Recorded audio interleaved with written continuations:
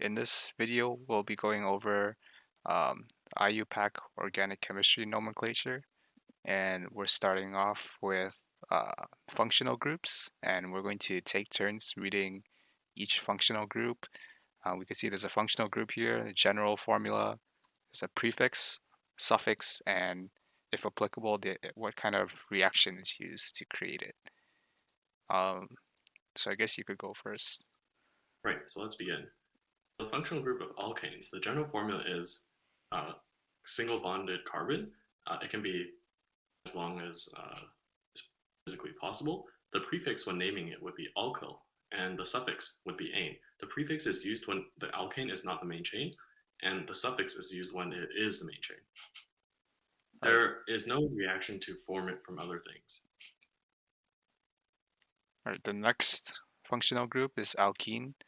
General formula is C, 2 carbons with a double bond, and prefix is, how do you say that? Alkylidine. Alkylidine. Yeah. And the suffix is "ene," so same thing. If it's part of a main chain, use "ene," and if it's a side group, use alkylidine. For alkenes, the general formula is a triple bonded carbon. If there's a triple bonded carbon in the molecule and that's the highest priority, it would be called an alkene. The prefix is an alkenyl, and the suffix is yne, so ene. There is no general reaction to produce this. All right. Next one is alcohols. So for the general formula, you can see the main carbon chain represented by R, and you have a hydroxyl group bonded to the main carbon chain.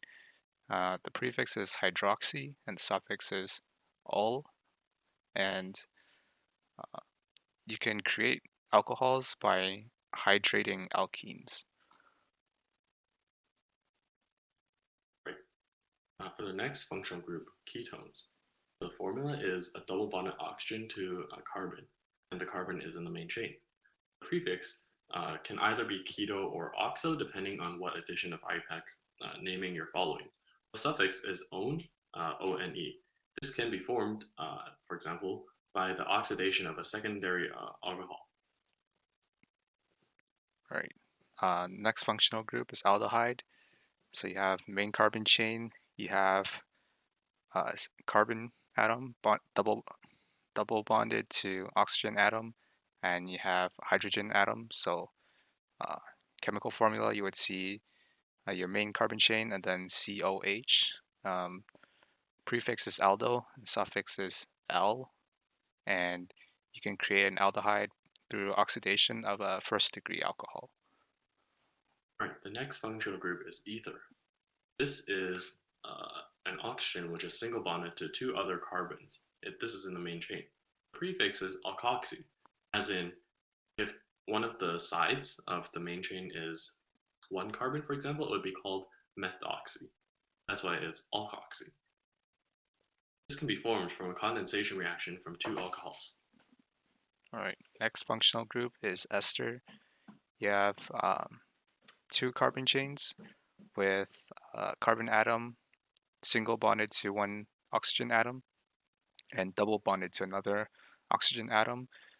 There's no prefix, and the suffix is O8, and you could create esters with alcohol and carboxylic acid.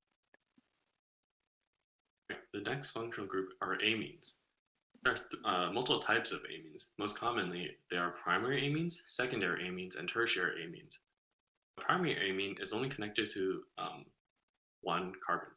A secondary amine is connected to two carbons. A third one is connected to three carbons, or a tertiary amine is connected to three carbons.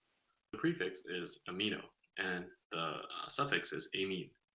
It can be formed when the hydrogen of ammonia is replaced by an alkyl group.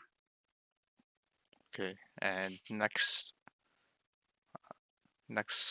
functional group is amide, where you have carbon chain bonded to carbon atom, bonded to oxygen atom, and nitrogen atom. And you have 2 more carbon chains, R2 and R3. Suffix is amide, and For our reaction here, you can see if you add carboxylic acid to an amine, you can make an amide and water. Speaking of carboxylic acids, they're essentially double bonded oxygen to a carbon along with a hydroxyl group to that same carbon. The suffix is ethanoic acid, as in methanoic acid or ethanoic acid. They are formed when a primary alcohol is added to an aldehyde. This forms a carboxylic acid. In addition, if you oxidize a primary alcohol, you can also form a carboxylic acid. All right. And then the last functional group is benzene. And so you could see there's usually you would have, you would call it when it's closed off with the carbon chain, it's called cyclohexane. But because of resonance structures, there's like delocalized electrons. So you put a circle instead, and that's called a benzene. And for prefixes, you have phenol and benzyl. And for suffix, you have benzene. So now we talk about the priority list, which is quite important when you're naming these compounds. The higher up the priority list is, the more likely it will be to be the main chain. For example, a carboxylic acid is always going to be the main functional group and therefore the main chain. An ester is only the main chain when there are no carboxylic acids, and so on and so forth. The top priority can be seen as follows. The top priority is carboxylic acids, esters, and amides. For your middle priority, we have aldehydes, ketones, alcohols, and amines. Finally, the lowest priority consists of alkenes, alkynes, and halogens, such as uh, chlorine or fluorine. All right, so those are our priority lists. Finally, we have our naming rules for our IUPAC notation. And we're going to start off with the first rule. So the parent chain is always the chain with the highest priority. For example, a carboxylic acid. There's the same priority, such as if there's multiple carboxylic acids in the same, or carboxylic acid functional groups in the same compound, then the longest chain, i.e., the longest amount of carbons in a row, is selected as the main chain. All right, second rule, you always end the main chain with the highest priority functional group. So similar to number one, you just see uh, which functional group has the highest priority based on our priority list here, and you use that as the main chain. Right. Thirdly, you first name the parent chain, then add functional groups or branches. Fourth, if there's more than one of the same branch or functional group, you use the prefixes di, tri, tetra, uh, penta, hexa, etc. And yeah, those are important because they show the number of functional groups that there are. In addition, this is a very common mistake, so make sure to be aware of this. For structures that have isomers, make sure to add N, for example, secondary, tertiary, etc. All right. Number 6, name the functional groups from left to right. So Which that is lowest means, to highest priority. yeah, lowest to highest priority, and depends on your textbook. Right. If there's the same priority, you select it with alphabetical order. Uh, when you're selecting the alphabetical order, tertiary, secondary, iso, these do factor into the alphabetical order. Cyclo, for example, when you're naming a cycloalkane, doesn't. Number 8, when you're naming side branches, first you minimize the carbon number and then use alphabetical order regardless of their priority. So usually priority you would use for the main chain, and the side branches you just choose alphabetical order.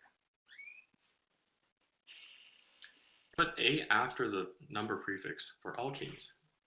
For example, if you have um, pentaene, you should put that in order to show in which location the double bond is. So you put a number before the ene, and you put penta, which is just a naming convention. Right, and number 10, For cyclic structures, you use the prefix cyclo. Right, and finally, straight chains take priority over cyclochains. Right? And number 12, side branches on nitrogen, for example, NN dimethyl. If there's more than one N, the second one is named as N prime, where you put like apostrophe, or third is named N with the quotation mark, so it's like two apostrophes, and then the order of that priority is decided using the priority of branch chains on the N groups. So highest priority has first N and etc. You should use brackets for complex structures. Name the main chain and count carbons from the main chain, and put bracket where the side group was supposed to go. In essence, you can consider the side group as its own main chain and simply attach it to the actual main chain once you finish working on it. And finally, you don't have to number multiple carboxylic acids. This is because they're always at the end of a chain, and there's no uncertainty as to where they can be. All right, and the final parts we will be discussing today is naming esters. Right, so identify the oxygen part of the continuous chain, the oxygen with single bonds, with carbon on both sides. Number 2, number the carbon chains starting from the carbon atoms closest to the non-double bonded oxygen. And finally, use the format alkyl, as in methyl, ethyl, propyl, and so on the non-carbonyl side. Put a space, and then put the alkane, for example, methane, ethane, and then put an O8 on the side with the carbonyl. All right, so in conclusion, that was our part 1 of organic chemistry nomenclature for IUPAC, and that's all we have for this demonstration. Thanks for watching. Have a nice day.